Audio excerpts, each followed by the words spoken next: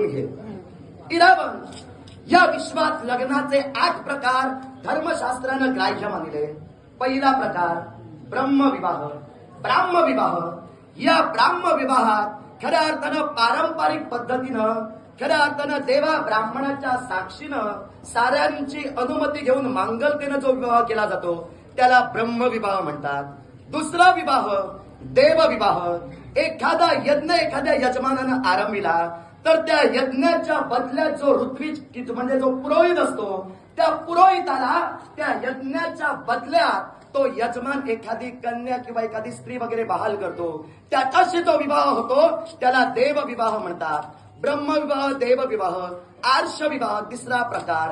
या आर्षविवाहाची खऱ्या अर्थानं व्याप्ती काय तर या आर्षविवाहात एखादा खऱ्या अर्थानं वर गायी किंवा अश्व यांचं खऱ्या अर्थानं मोल देऊन एखाद्या कन्येच्या वडिलांकडून ती स्त्री किंबहुना ती कन्या त्याची ही घेतो आणि खऱ्या अर्थानं विवाह करतो. त्याला आर्षविवाह म्हणतात. ब्रह्मविवाह, देवविवाह, आर्षविवाह. प्रजापत्य विवाह.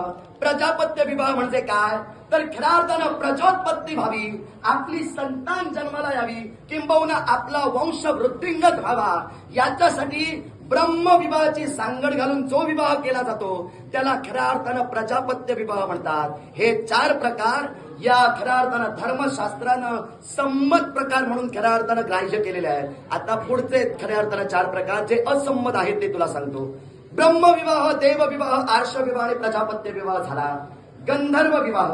या गंधर्व विवाहात खऱ्या अर्थानं स्त्री आणि पुरुष यांचं जर प्रेम जुळून आलं तर देवा ब्राह्मणाची गरज नाही आणि कोणत्या नियमाची गरज नाही. हाती हात घेऊन पाणी ग्रहण केलं जातं त्याला खऱ्या अर्थानं गंधर्व विवाह म्हणतात. ब्रह्मविवाह, देवविवाह, आर्षविवाह, प्रजापत्य विवाह, गांधर्व विवाह, असुर विवाह. असुर विवाह कशाला म्हटला जातो तर असुर विवाहात धनाचं आमिष दाखवलं जातं आणि धनाचं आमिष दाखवून खऱ्या अर्थानं एखाद्या स्त्रीची इच्छा नसताना सुद्धा तिच्याशी विवाह केला जातो त्याला असुर विवाह म्हणतात. राक्षस विवाह. पराक्रमाचं प्रकटीकरण केलं जातं.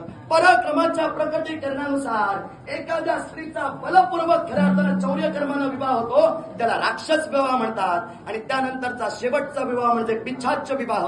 मादक पदार्थांचं सेवन एखाद्या स्त्रीला केलं जातं, तिच्यावर संभोग केला जातो आणि संभोग केल्यानंतर त्या स्त्रीला नाईलाजानं ज्या पुरुषाची विवाह केला जातो त्याला पिशाच्च विवाह म्हणतात.